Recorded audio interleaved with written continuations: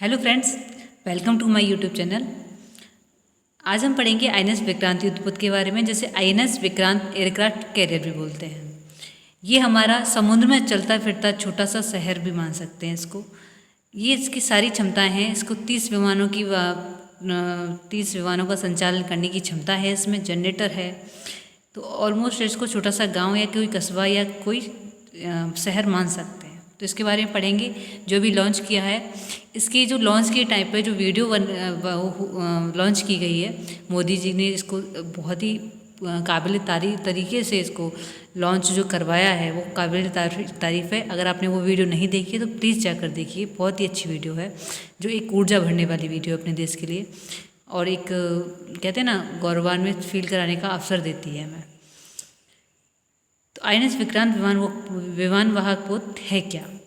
INS Vikrant की लंबाई है 262 मीटर, ऊंचाई 59 मीटर है, चौड़ाई 62 मीटर है, वजन 43,000 टन है, जो बहुत ही काबिल तारीफ़ है। संचालन क्षमता 7500 समुद्री मील है। डेट्स 14 हैं। क्रू क्षमता 1700 है। कंपार्टमेंट 2300 कंपार्टमेंट में, जो कस्बे में भी नहीं होंगे शायद, 2300 कंपार्टमेंट। अधिकतम गति 2800 नॉट्स है। क्रूजिंग स्पीड 18 नॉट्स है, और 30 विमानों को रखरखाव करने के संचालन क्षमता इसमें है, जो यहीं से आपको एयरक्राफ्ट और हेलीकॉप्टर भेजे जा सकते हैं दूसरे देश पर अटैक करने के लिए, या दूसरे देश का निगरानी करने के लिए तैयार रहेंगे, तैनात रहेंगे। तो ये हमारे समुद्र की निगरानी के लिए ये जो आईएनएस विक्रांत रखा गया है। इससे पहले हमारे पास आईएनएस विक्रमादित्य भी है। हमारे पास 2 हैं। तीसरे पर बात चल रही है आईएनएस विशाल, जो 2030 तक लॉन्च होने की संभावना है। इस पर हमारा काम चल रहा है।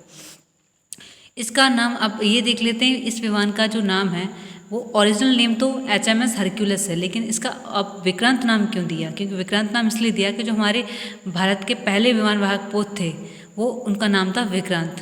411 उसके थे, तो इसलिए इनका नाम हमने विक्रांत रखा, आईएनएस विक्रांत उनके नाम पर, जिसका संस्कृत में अर्थ होता है साहसी। इस जहाज़ का मोटो क्या है? जैसा युद्धस्पति, जयमा सा युद्धस्पति, जिसका अर्थ होता है मैं उन लोगों को हराता हूँ जो मेरे खिलाफ लड़ते हैं। Motto of INS Vikrant is जयमा सा युद्धस्पति। इनका ओरिजिनल नाम मैंने आपको बता ही दिया है, HMS हरक्यूलिस। 43,000 टन विस्थापन क्षमता के साथ ये दुनिया के 7वें सबसे बड़े एयरक्राफ्ट कैरियर बन चुका है आईएनएस विक्रांत। इसकी जो टेक लैंडिंग है, वो इसकी शेप, जो टेक ऑफ लैंडिंग की शेप है, टेक ऑफ लैंडिंग की जो शेप है हमारी, कैसी रखी गई है? इस शेप में, ऐसे करके, जिससे क्या है, हमारे जो भी कोई जहाज आएगा उसको एक स्पीड मिलेगी। इस शेप से क्या मिलेगी? ऊपर उड़ने की स्पीड मिलेगी। हालांकि वो वजन की क्षमता, जो वजन की वजह से वो ऊपर जाकर फिर नीचे आता है, क्योंकि उसका जो वज़न है वो एकदम से नहीं स्पीड पकड़ नहीं पाता, इसलिए। लेकिन जो नेक्स्ट आने वाला है, जो आईएनएस विशाल, उसकी स्पीड एकदम फ्लैट रखी गई है। लेकिन उसमें जो तकनीक यूज़ की गई है वो गुलेल वाली तकनीक यूज़ की गई है, जो क्या करेगा, पीछे की तरफ खींच के उसको छोड़ के आगे के लिए स्पीड बढ़ाएगा। लेकिन यहाँ पर हमने ये शेप दी है जिससे कि हम अपने एयरक्राफ्ट को स्पीड दे सकें। तो ये आईएनएस विक्रांत की टेक ऑफ लैंडिंग की शेप है। अब ये देखिए, ये जो चीज़ है ना, ये जो चीज़ है टेक ऑफ लैंडिंग, ये जो शेप दी गई है आईएनएस विशाल की है। इसमें क्या है, यहाँ पे एक चीज़ बांधी जाती है जो उसको कैप्चर, जैसे ही विमान उतरता है तो रडार वगैरह, यहाँ पे जो ये चीज़ है वो रडार है, इसको कैप्चर करती हैं, इसको हेल्प करती हैं कि आप यहाँ पर उतरिए, नहीं तो आप इधर उधर जाएंगे तो टकरा जाएंगे, तो उसको कोई भी संभावना होने से बचाती है। तो ये बहुत ही अच्छी टेक्निक है। अब विशाल में और भी एडवांस होकर आ रही है, विशाल में आईएनएस विशाल जो है, तो इसको हम देखेंगे। आगे चलते हैं। अब इसकी ज़रूरत क्यों पड़ी हमें? इसकी ज़रूरत इसलिए पड़ी कि जो हमारा इंडिया है वो 3 समुद्री सीमाओं से घिराव पड़ा है, जिसमें हमारा है अरब सागर, बंगाल की खाड़ी और हिंद महासागर। अब हमारे पास 2 एयरक्राफ्ट हैं, आईएनएस विशाल और विक्रमादित्य। आईएनएस विशाल और विक्रमादित्य को अगर 2 साइड में अगर हम तैनात कर दें, 2 साइड से वो कवर कर लेगा, लेकिन एक साइड अभी हमारी बचती है। और इसमें भी अगर ये, क्योंकि 6 महीने के लिए ये रिपेयरिंग होने के लिए जाता है, तो इसकी एक रिपेयरिंग में 6 महीने लगते हैं, तो उसके बाद ये भी जगह हमारे लिए खाली हो जाती है। तो इससे हमारा कोई भी हमारे ऊपर अटैक कर सकता है। तो हमारे पास, हमें कम से कम 3 तो हमारे पास होने चाहिए, जिससे अगर एक रिपेयरिंग होने के लिए जाता है तो 2 कम से कम तैनात रहें। तो आईएनएस विशाल आ जाएगा तो हमारे पास 3 हो जाएंगे। तो ये बहुत ही अच्छी बात है। तो हमारे इंडिया को और इस पर तेज़ी से काम करना चाहिए, इंडिया को प्रोटेक्ट करने के लिए, समुद्री सीमा को प्रोटेक्ट करने के लिए। तो ये चीज़ इसलिए हमारी ज़रूरी है हमारे देश के लिए। INS विशाल क्या है? विक्रांत से 45% अधिक बड़ा युद्धपोत बना रहा है भारत। INS विशाल 2030 तक इसकी संभावना है नेवी में शामिल होने की।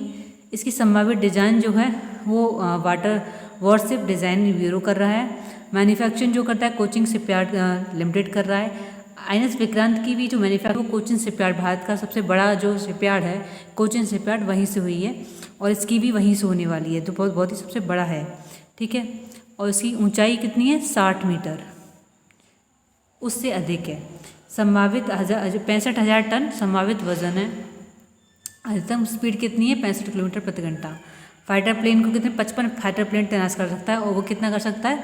30 या 33। तो ये 55 फाइटर प्लेन तो 45% बड़ा है, तो होगा ही। क्रू क्षमता इसकी 2300 है। भारतीय नेवी में शामिल 2030 तक हो सकता है।